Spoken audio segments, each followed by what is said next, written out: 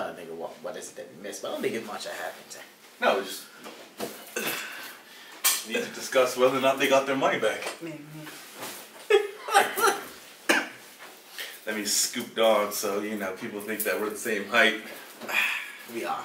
No, we're not. Maybe in La La Land, but Yeah, we're the same height.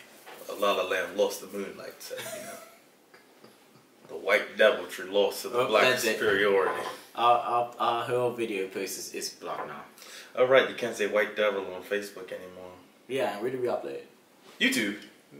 There you go. You're safe. Boom. Trakalaka.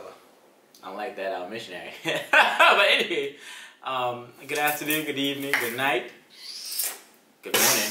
It's a type of news. I'm still Dutch Pyramid for now. And this day he rode up on that beach saying, "Come to Jesus," and they said, "What? How do you do a native Indian accent? They don't speak regular Indian, so how would I do an impersonation of them?" You don't. I almost did an African accent, but I realized that they're Indian, so just aim for the heads, lads. Lesson of the day: when the government of a country says not to go here because the natives will kill you, don't get surprised when the natives kill you. It's like, look, sharks. I got bit by a shark. Dang it, why would that shark bite me? We should prosecute that shark for biting me, even though it was my decision to jump into that shark-infested waters. With a shark-infested sign up. With a shark-infested sign, after cutting both of my wrists, let blood come out and attract them, and chumming up the water. Like, yeah, foolishness. Absolutely. I'm sorry, but you deserve to die. Well, not to bring it back to the foolishness happening in our own backyard. Once again, our government has decided to play baseball with same-sex marriage, and 3 strikes, you're out. And finally we can rest. We can put this to bed. I hope so, because it's just how much more money. I really hope y'all got a refund. Like, I know some law firms in the States and other places, like, they'll do, like, if they only charge you if you win. Speaking of budget cuts, I really hope y'all got your money back, because you lost. Again. I just find it crazy that this has been 3 cases worth. Has it been 3? There are what? They gave it. They took it away. They did, alright, they did the case first. Then they gave it. Then they took it away. Did another case. Gave it. Then they took it. Then they gave it. So yeah. Gave the massive partnerships in there. In between that. Yeah. So what I'm trying to figure out here, right, is if we hired this guy, right? $400,000. And we brought him in. Wait, was it £400,000 or $400,000? It just said 400,000. I can't remember if it was a dollar. Either way. Well, if it's pawns, it's even worse. If it's pawns, it's about $560,000, $600,000. So the pawns down right now. The crux of what I'm trying to get at here is we are seeing taxations, right? We are being taxed, and soon to be taxed a lot more. And to see money being frivolously thrown away to justify or satisfy just one base. That. What did Aunt Laverne call them the other day? Who? What did Aunt Laverne call them the other day? I don't keep track.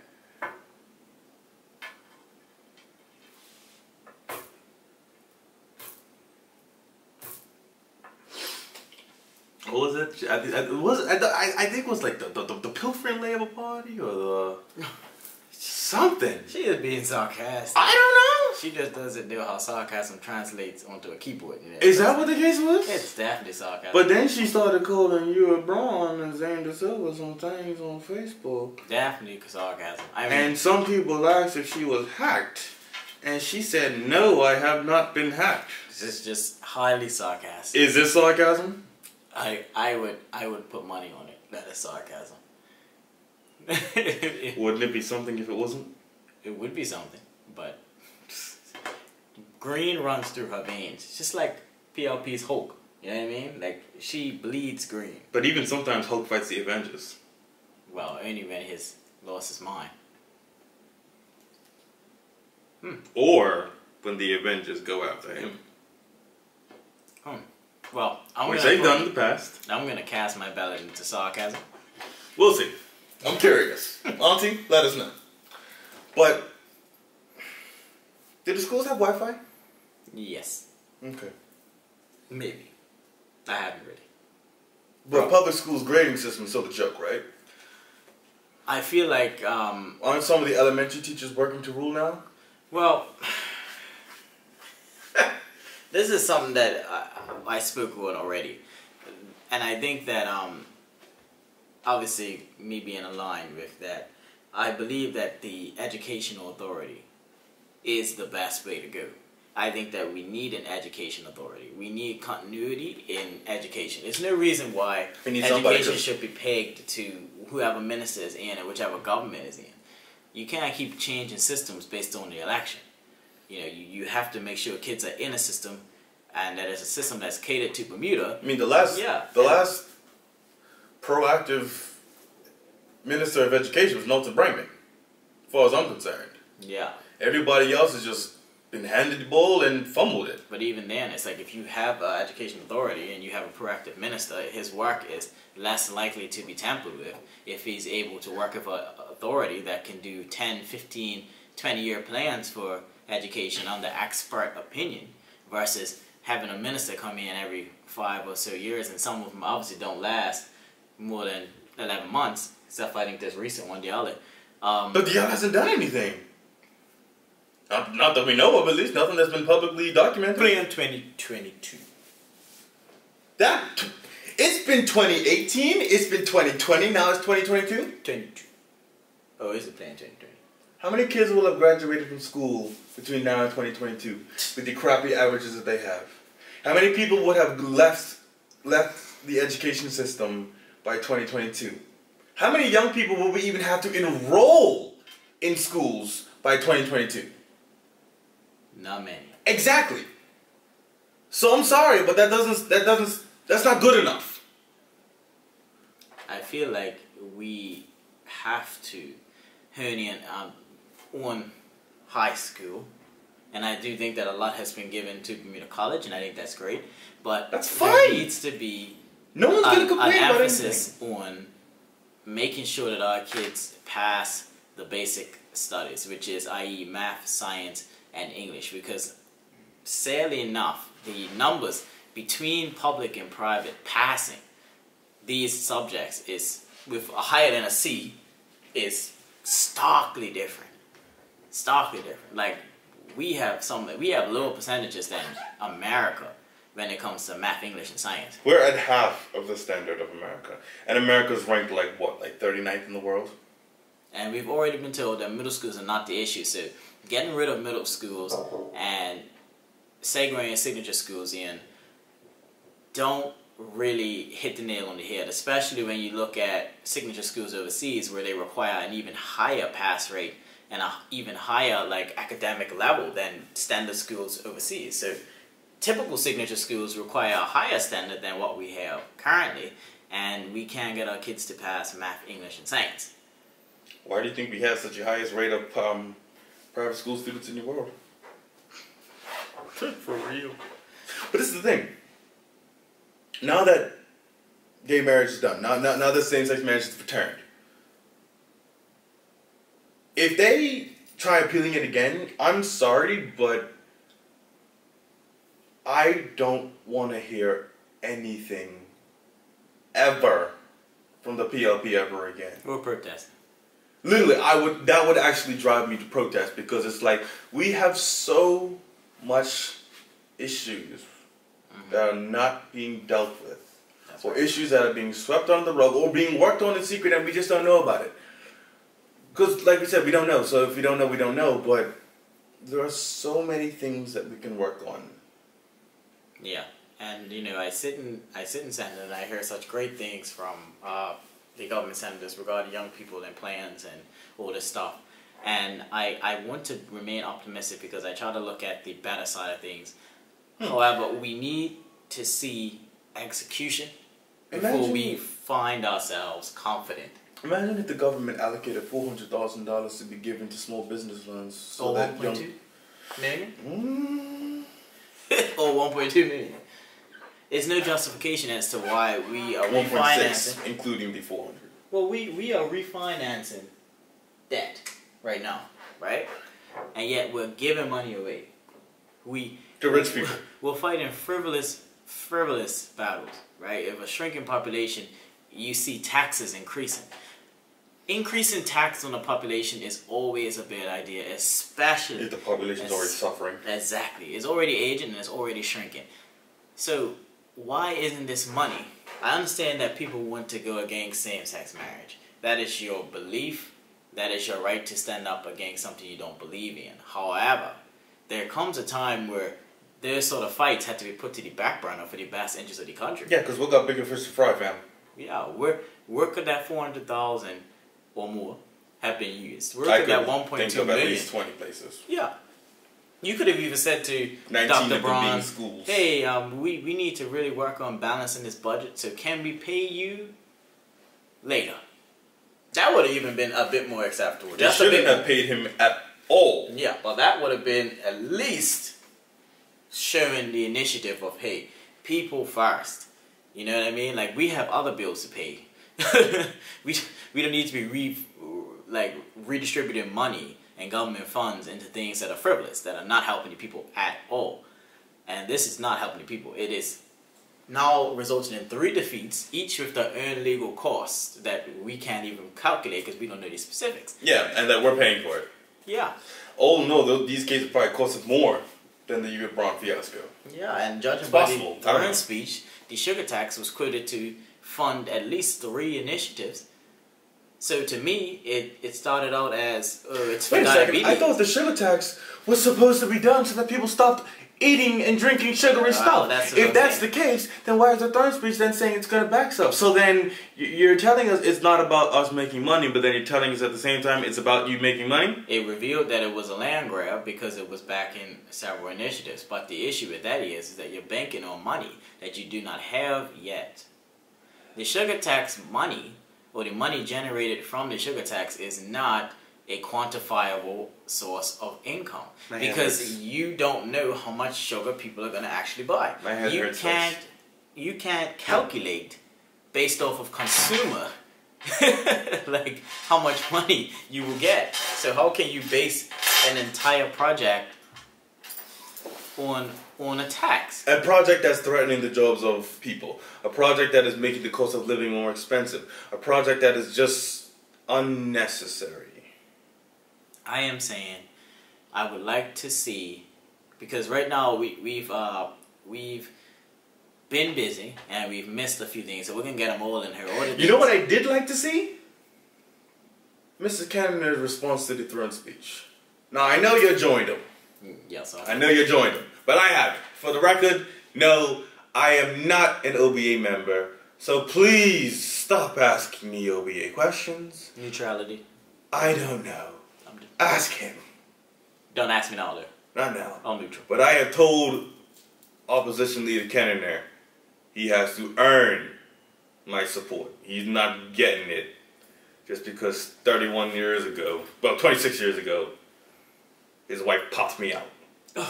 So, regardless of that, I was very pleased at his response to the third speech because it's finally, and even, you know, I'll be nice, and even your little responses in the Senate.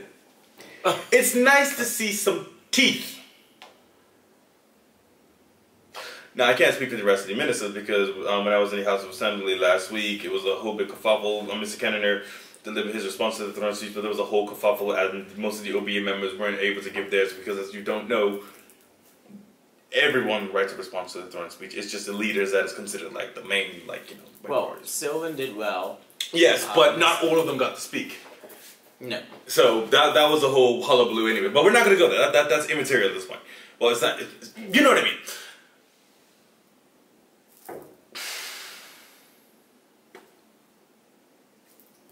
Same-sex marriage is back. Okay? Period. Period. Tweet that, Ellen.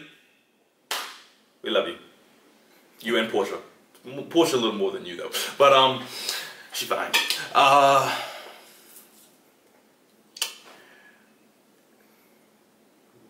I am concerned that they're going to try taking it away again.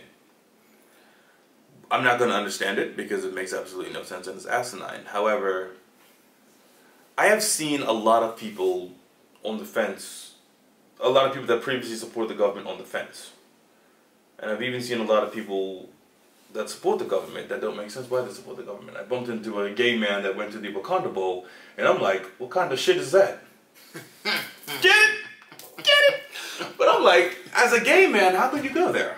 Self-respectively, how can you go there? Like, you're literally going and whining and dining with the people that are trying to take your rights away from you. I don't understand. Doesn't make sense. I'm trying to piece together here exactly how this is going to carry with the electorate, because, you know, they surprise me. They surprise me. Because right now, we have new taxes being rolled out. We have money being spent on cases that do not benefit the public. We have money being given away to justify costs and to rich people.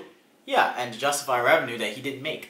So what I'm trying to figure out is, where does the electorate stand on these issues? Because, to be honest, I don't see how anyone could be okay with this. And this, remember our conversation with, well, we're not going to say his name, but remember the conversation that we had on Facebook with our friend? And where we were asking him to explain why you support these things. We asked him, are you okay with same-sex marriage being taken away? Are you okay with the sugar tax? Are you okay with the taking of the gaming commission? Are you okay with the lack of attention to the schools? Are you okay with, and we went down a list of everything that's been done or not been done, and he's like, oh, well, I'm just thinking with my heart. And I'm like, that is the problem. You're not thinking with your brain. Yeah. Your brain is what makes things go. Your heart just pumps blood and just keeps you alive. Well, all of it really keeps you alive. But regardless, I do feel like voters have to feel a sense of security, so heart does play a factor. I understand that, but because he said that he was against all of the, not all of the things, but most of the things that I listed, and he's like, I'm like, why do you support them? Even Wayne Farber bumped into me yesterday, and he said he saw the conversation. Right. And I said, Minister Farber, I don't care if someone votes PLP or OBA, but if you can't give articulated reason for why you support one or the other, then you're a moron. In fact, as far as I'm concerned, you shouldn't be able to vote. Here's the thing, though.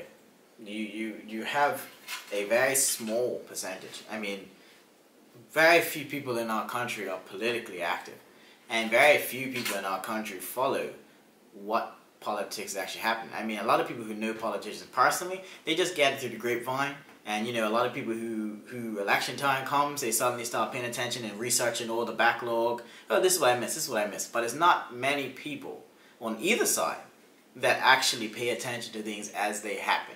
And the issue with that is that you end up having political parties surrounded by a base. And this base is saying, oh yeah, you know, they support. It's a team mentality.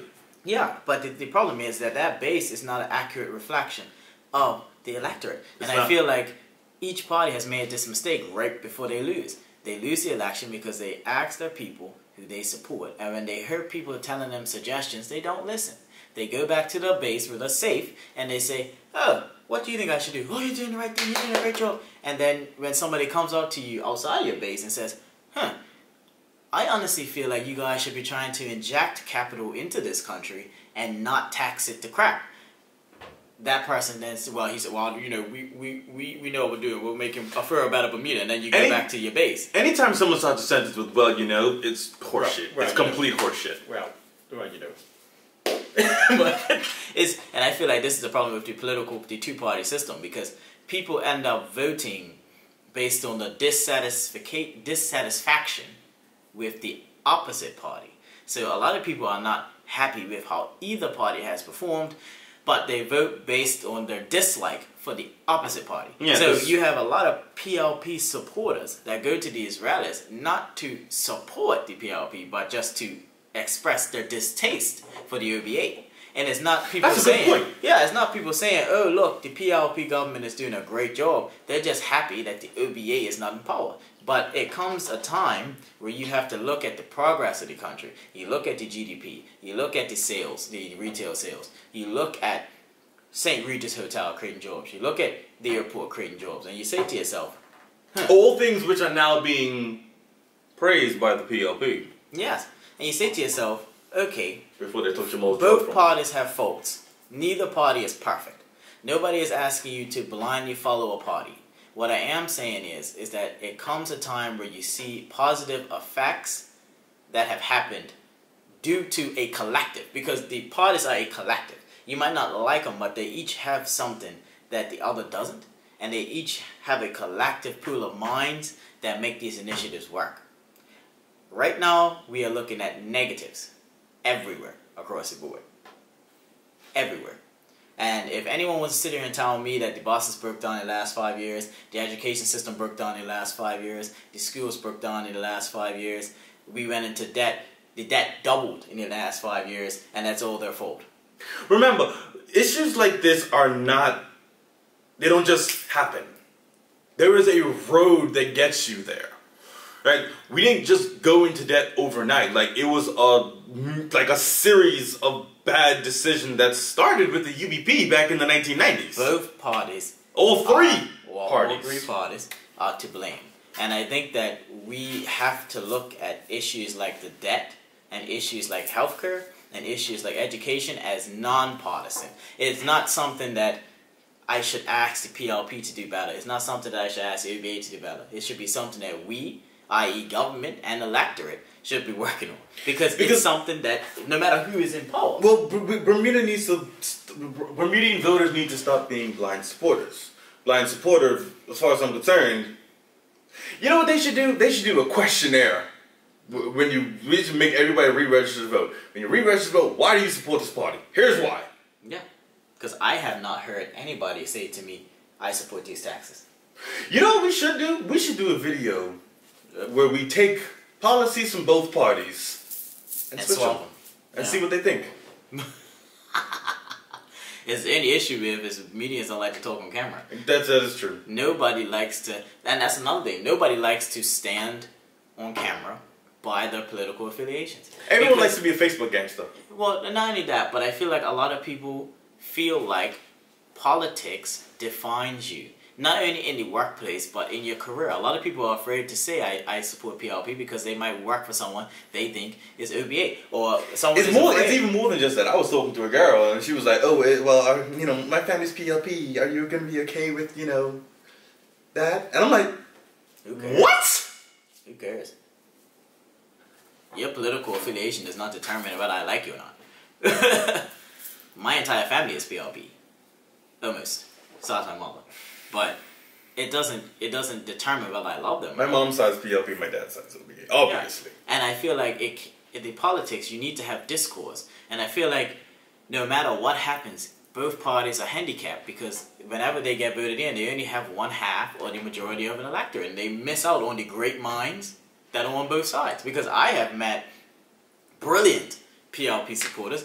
I have met brilliant OBA supporters. But you know what? A bunch of dumb ones too. But you know what? They won't give their ideas to the opposite party, even if they're in power, even if it benefits our country. An OBA mind will rarely come forward and say, oh, here's this great idea I have, and give it to a PLP mind. You know, Bermuda can use a little more of, and I'm going to use this word loosely, but the world could use a little more. Well, no, just specifically Bermuda in this case, because the world has some countries where have too much of this, but Bermuda can use a little bit more nationalism. Not overbearingly to the point that it's Bermuda above everybody else, but we have more pride in our parties than we do in our country. If you really truly believed in the betterment of our country as a country, then those PLP supporters will give the OBA their good ideas. They'll go to these things. And the OBA supporters, especially with the PLP as a government, will be like, okay, hey, you know, why don't we do this? Why don't we do this? Why don't we do this? This is why we're stepping down in the first place. Yeah. This is exactly why us two aren't going to be here for much longer. Because he's joined the side because, frankly, you know, you can only do so much from in front of the camera. And we've already had this conversation. Mm-hmm. But this is exactly why we're doing it. Because those ideas need to be delivered. You need to take both sides out of it and you need to be like, okay. Yeah, because I will not spend the first breath I do in any sort of speech or any sort of idea is to bash the PLP. I will not waste that breath because at the end of the day, I hope that all of us can work together to defeat this big deficit. Because once the budget is balanced, our country will flourish. It is no question. And this is not something that affects just one side of the country. So it should not be a polarizing issue. It should be an issue that everybody can say, oh man, we need to work on this. And I know everybody throws around the word nonpartisan, and I hear both sides doing it, but it's not really nonpartisan. Both sides are still very reserved when they deal with one another. It's not much respect. Any certain people that knew each other growing up. But if I came up in the OBA and I don't know that guy from Adam, he will not talk to me. It's just how it is. And I feel like that is why we will always fail. Because one party will always have one hand tied behind its back. They will never have the luxury of the think tank that the other side has sanctioned off. And that's crazy. Because you have people on both sides. Like, imagine what Bob Richards and Curtis Dickinson could have achieved together. They could have. I guarantee you those two could fix the budget. Because I've got a lot of faith in Curtis. I've got a lot of good things to say and about he's Curtis. already making the moves. And I know a lot of people say, oh, the OBA did that, the OBA did that. But it's what you have to do. If you are a financial person, you will make the right moves regardless of which party did it first. And it's pretty much a unanimous agreement that Bob Richards was probably the best finance minister we've ever had. And I think Curtis Dickinson might be a very close second. This is what I'm saying. I've got a lot of time for that, man. If I ever walked across and saw them having lunch together, I would probably cry because I would feel like we are actually in a safe place. I think I would go back to church if I saw that. Yeah. Because I understand. Glory, hallelujah. Yeah, it's bipartisanship, and I think that this is something we need to see more of. Everybody got a kick out of seeing Jeff Barron and Wayne Keynes' relationship and how they work together on most things. That can be for every ministry. There's no reason why we have to be so combative. It's a small country. We see each other in the grocery store. We see each other at the barbershop. We used to roast Jamal on the show, and he comes up to me and hails me up every time he sees me. Yeah. Always asks me where I get my funky shirts from. Our critiques of ministers have never ever been personal. No, never. Never. We have never mentioned anybody's wife, anybody's children, anybody's I've said several times on the show, I'm cool with a lot of the PLP members. Yeah. Like, not to the point of hanging out with them or anything like that, but, you know, if I see half of them, we all speak. And we speak. It's definitely one of those things where you I can't escape away from Wayne Furby. He lives across the street from me. But you have to look at both parties, and you have to look at their track records, right? And it doesn't mean that you have to attack them personally. And it's like, we've gave the OBA plenty of crap, right? But it's also never been personal. You know what I mean? Like, it has to be political discourse. Professionally. I don't know if Bermuda the average Bermudian can separate politics and personal, but that's for another day. Because it's getting late, and Trey's gotta go home. Check out me. Who's Trey? God is leaving. Let me tell you something. You're still Bruce. I'm gonna be stepped on, okay? And that's gonna be the end of it. You tell him turn that camera off. It's still Bruce. I'm working up under Trey, and then the Trey around here. We ain't stepped on yet. Come on now.